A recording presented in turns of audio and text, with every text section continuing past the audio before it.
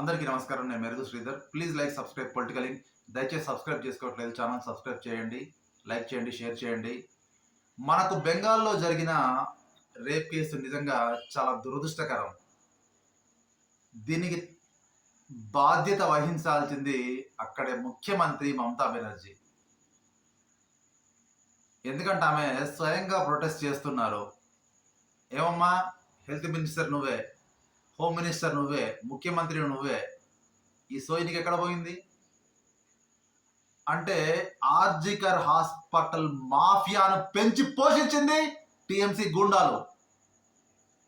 ఒక విద్యార్థినిపై లైంగిక దాడి జరిగిందంటే ఆమె ఎదిరించింది చాలా విషయాలు ఉన్నాయి ఇక్కడ.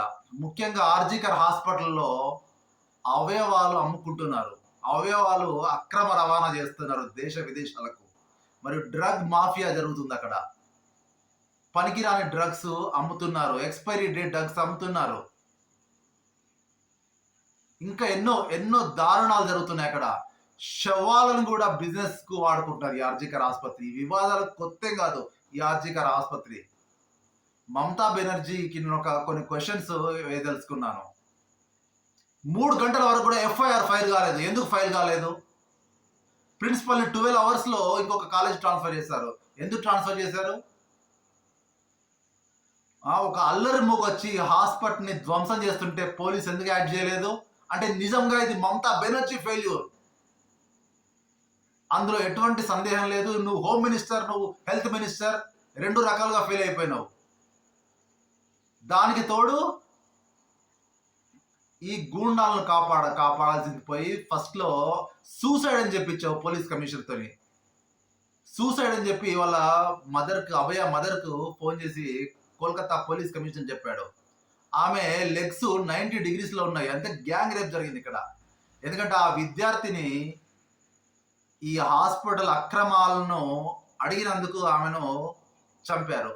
దీనికి ప్రిన్సిపాల్ మొదటి బాధ్యుడు, 2వ బాధ్యురాలు మమతా బెనర్జీ. ఎందుకంటే ఒక సందేశ్ ఖాళీ ఘటన మనకు బెంగాల్లో జరిగింది. మాస్ గ్యాంగ్ రేప్స్ అక్కడ. దానికి తోడు వారికి మద్దతుగా మమతా బెనర్జీ అసెంబ్లీలో స్పీచ్లు. నిజంగా కూడా కేంద్ర హోంశాఖ మరియు కేంద్ర ప్రభుత్వం బెంగాల్లో ప్రెసిడెంట్ రూల్ పెట్టాలి, మరియు మమతా గవర్నమెంట్ బర్తరఫ్ చేయాలి. చేసినప్పుడే నిజంగా ఈమెకు శాంతి చేకూరుతుంది. ఎన్ని చేసినప్పుడు కూడా ఇవన్నీ మమతా బెనర్జీ సకాలంలో యాక్ట్ చేయలేదు. ఎందుకంటే ఆమెకు ఎప్పుడు కూడా బంగ్లాదేశ్ పైన ప్రేమ. ఎంతో మంది రోహింగ్యాలు వచ్చి ఇక్కడ నుంచి ఎంటర్ అవుతూ ఉంటారు, దేశాన్ని సర్వనాశనం చేస్తున్నారు రోహింగ్యాలు కూడా. వారికి అడ్డు అదుపు లేకుండా పోయింది. వీళ్ళందరికీ ఈమె మద్దతుదారులు. ఎన్నో ఎన్నో అక్రమాలు, ఎన్నో అరాచకాలు బెంగాల్లో. నిజంగా కూడా తొందరలోనే దీని తీర్పు వస్తుందని మనం ఆశిద్దాము. ఈరోజు కూడా సుప్రీంకోర్టు మేము ఇంకో రేపు జరిగే వరకు కూడా ఊరుకోలేము అని ఒక ఘాటైన వ్యాఖ్యలు చేసింది.